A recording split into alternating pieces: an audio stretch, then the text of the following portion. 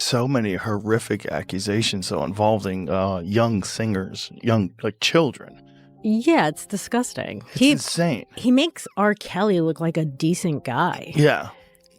It's so crazy. It is crazy. For years, the world saw Diddy as a powerful music mogul, a business genius, and a pop culture icon. But now that carefully crafted image is falling apart. The spotlight has shifted, and people are finally asking the questions that should have been asked a long time ago, especially about what happened to Aaron Carter. And no one is holding back more than Joe Rogan. Do you regret ever getting involved in... I didn't have a choice. It got bad when I was about 15 years old because when I did MTV Cribs, the day that I had to go show off that house, my mom and my dad told me, we're getting a divorce, but you still have to go do this. I had to go show off all the stuff my whole life that was going to be taken away from me. Joe Rogan isn't just a comedian or a podcast host. He's become a voice millions trust when the mainstream media stays silent. And when Rogan saw the disturbing footage that recently surfaced online, he didn't hesitate to say what everyone else was thinking. Something isn't right.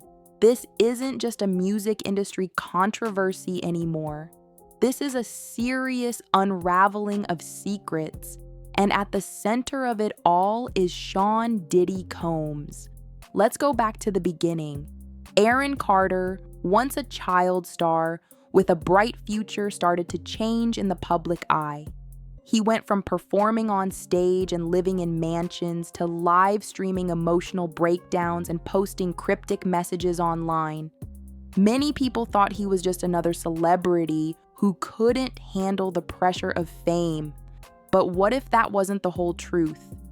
It's hard for me to truly get invested in what's happening to Liam Payne right now because I haven't gotten over what happened to Nick. Nick's brother, Aaron Carter. Right. A lot of people keep forgetting Aaron Carter was begging for help, begging for independent financing, begging for security. He made it very clear Sony was out to get him, just like Michael Jackson told him they would be. And right around that time, his brother had just been accused of raping one of the girls from making the band, Diddy's entity. And they were trying to make all of that go away. And Aaron called his brother out. And then the next thing you know, he said, if anything happens to me, I did not do this to myself. In one heartbreaking clip, Aaron recalled the day he filmed his episode of MTV Cribs. At just 15 years old, he was told by his parents they were divorcing right before he had to smile for cameras and pretend his life was perfect. Behind the scenes, he was crumbling. That moment became the start of a long journey of pain, confusion, and fear. Aaron wasn't just struggling, he was trying to warn the world. Over the years, Aaron made countless claims that he was being targeted, watched, and shut out by people more powerful than most could imagine. He mentioned owing millions, being followed, and fearing for his life. And as time went on, he dropped more names. People connected to the highest levels of the music industry. This is Aaron Carter. I want to verify that this is actually my GoFundMe page. There's been a lot of misdirection that I've had to do in order to protect myself from being the silence breaker for my brother, who is a rapist. And now they're after my life. My whole family is after my life. And they're setting me up. And Sony Records owes me $3.5 million.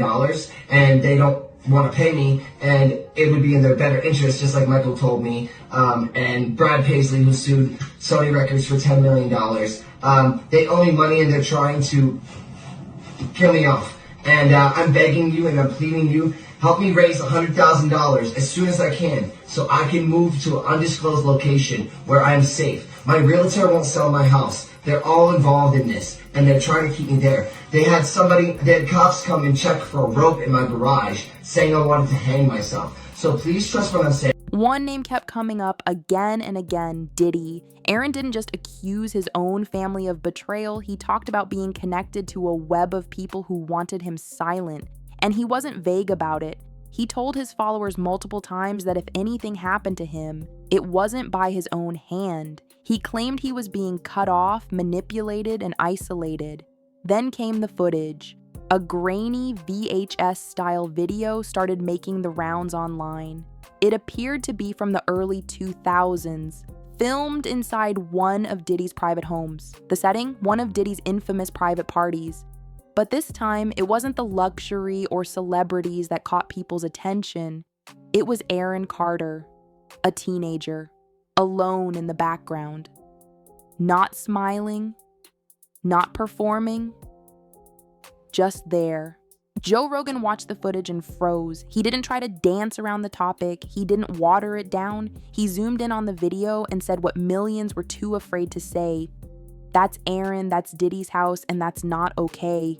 Rogan began to dig deeper. He replayed Aaron's old videos, listened to his warnings, and looked at old photos of Aaron with Diddy at red carpet events and parties.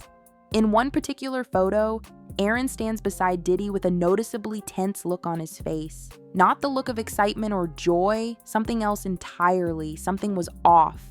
And now, the dots are starting to connect.